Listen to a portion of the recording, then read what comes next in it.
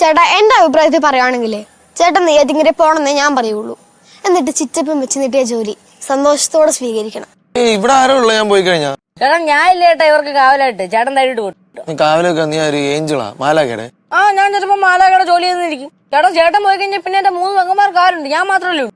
ഞാൻ പോകില്ലടാ, ഈ കൊച്ചിയിൽ മണ്ണ് കിട്ടി ഞാൻ പോവില്ല. അങ്ങനെ എന്നാ പിന്നെ ഇവിടുന്ന് കുറച്ച് മണ്ണ് മാറിക്കൊണ്ട്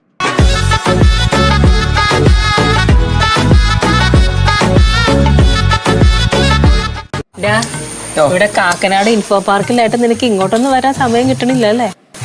ഞാൻ എന്ത് ചെയ്യാനാണ്, ഓഫീസിലെ വർക്ക് കഴിയുമ്പോഴേക്കും വൈകുന്നേരം 6 മണിയാവും. അത് കഴിഞ്ഞിട്ട് നേരെ വീട്ടിലോട്ട് ഡ്രൈവ് 1.5 മണിക്കൂറുണ്ട്. അത് കഴിഞ്ഞിട്ട് ഇവിടെ എങ്ങനെ വരാനാ? ദിവസം അടിച്ചു കിട്ടി പോയാലേ സമാധാനം ആകുവോളാ. അപ്പൊ ഇവിടെ ഒരു വീടില്ല എനക്ക്.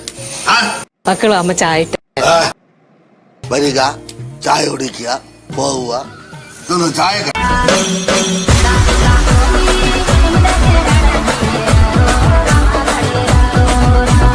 എന്റെ വീട്ടിലെ കോഴിനെ പിടിച്ചോണ്ടാ നിങ്ങൾ കറി വെച്ച് കഴിച്ചു അറിയാവോ?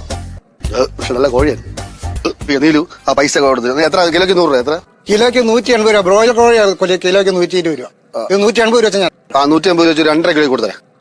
2 കിലോ 3 കിലോ 3 കിലോ കോഴി. പപ്പും കൂടെ 1/2 കിലോ. പപ്പും കൂടെ പൈസ വേണോ? പപ്പും കൂടെ പൈസ ചോദിക്കും ചിലപ്പോ. 3 കിലോയുടെ പൈസ എനിക്കല്ലോ. എന്റെ ദൈവമേ, ഇതറിയെങ്കിൽ 5-6 കിലോ കോഴി ഞാൻ അവിടെ നിന്ന് കൊണ്ടുവരുമായിരുന്നല്ലോ. നമ്മളെ കോഴി കച്ചവടം അവിടെ.